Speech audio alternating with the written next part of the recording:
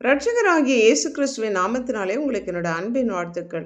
இன்றைய நாளின் தியானத்துக்காக தேர்ந்து கொள்ளப்பட்ட வேத வசனம் யோபின் சரித்திரம் 17வது அதிகாரம் 3வது வசனம். தேவரீர் என் காரியத்தை மேல் போட்டுக்கொண்டு எனக்கு பிணைப்படுவீராக, வேறே யார் எனக்கு கை கொடுக்கத்தக்கவர் என்று யோபு ஜெபித்தான். யோபு தனக்கு உண்டான எல்லாவற்றையும் இழந்தவனாக, தன் சரீரத்திலே வியாதி உடையவனாய், அவன் துக்கத்தோடு இருக்கையில் அவனுக்கு ஆறுதல் சொல்ல வந்த அவனுடைய நண்பர்களும் அவனுடைய பாவத்தின் விளைவாகத்தான் தண்டிக்கப்படுகிறான் என்று அவன் மேலே குற்றம் சுமத்தி பேசின போது யோபு மனம் உடைந்தவனாக, தேவரீர் என் காரியத்தை உம்மேல் போட்டுக்கொண்டு எனக்கு பிணைப்படுவீராக என்று கெஞ்சி பிரார்த்தித்தான். யார் எனக்கு சாட்சி சொல்லுகிறவர், சாட்சியா இருக்கிறவர், எனக்கு கை கொடுக்கத்தக்கவர் என்று சொல்லி, என்னுடைய சாட்சி என் தேவன், அவர் பரலோகத்தில் இருக்கிறார், அவர் உன்னதத்தில் இருக்கிறார் என்று யோபு சொன்னான்.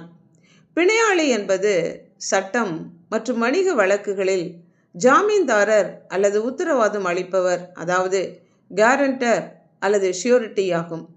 ஒருவர் வாங்கின கடனுக்கோ அல்லது நீதிமன்றத்தில் ஆஜராவதற்கோ பொறுப்பேற்பவர் பிணையாளி. வாங்கின கடனை நாம் தான் செலுத்த வேண்டும். ஆனால் நமக்காக சாட்சி கையெழுத்திட்டு நமக்கானதை செலுத்தி நம்மை பாவ கடனிலிருந்து விடுவித்தவர் ஆண்டவராகிய இயேசு கிறிஸ்து.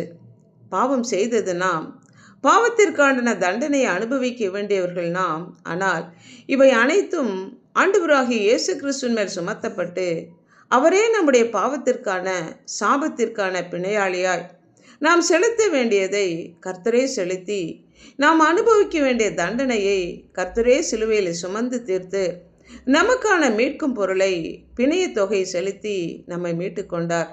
இவரே நம்முடைய பிணையாளி, ஜாமீன்தாரர், உத்தரவாதம் அளிப்பவர், நம்முடைய ஷூரிட்டி, நம்முடைய கேரண்டர். அவர்களுடைய பிரபு அவர்களில் ஒருவனாய் இருக்க, அவர்களுடைய அதிபதி அவர்கள் நடுவில் இருந்து தோன்றுவார். அவரை சமீபித்து வர பண்ணுவேன், அவர் சமீபித்து வருவார்.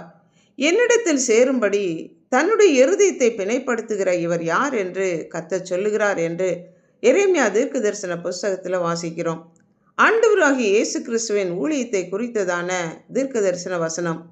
அவரை சமீபித்து வர பண்ணுவேன், அவர் சமீபித்து வருவார் என்றும், தேவனுக்கு முன்பாக நின்று பரிந்து பேசுவதற்கும் ஜனங்களை வழி நடத்துவதற்கும் அவர் முழு மனதோடு தம்மை அர்ப்பணிப்பார் என்ற நிபந்தனையற்ற மீட்பின் நம்பிக்கையை இந்த வசனம் குறிப்பிடுகிறது.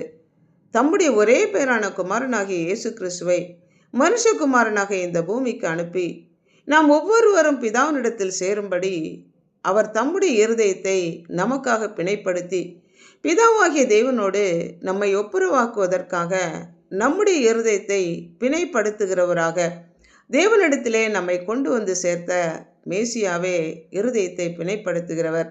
நமக்காக மீட்கும் பொருளை பிணை தொகையை செலுத்தின ஆண்டவராகிய இயேசு கிறிஸ்துவை ஜாமீன்தாரராக, உத்தரவாதம் அளிப்பவராக, கேரண்டராக ஏற்றுக்கொண்டுள்ளோமா?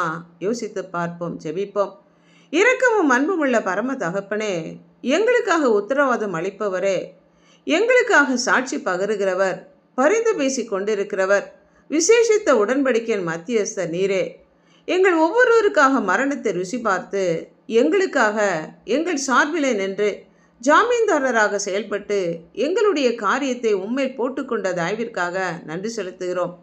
எங்களுக்காக பிணைத்தொகை செலுத்தின உம்மை ஏற்றுக்கொண்டு எங்களுக்கான விடுதலையை நாங்கள் பெற்றுக்கொள்ளத்தக்கதாக எங்களை அர்ப்பணித்து இயேசு கிறிஸ்துவின் நாமத்தினால் ஜெபிக்கிறோம் பிதாவே, ஆமேன்.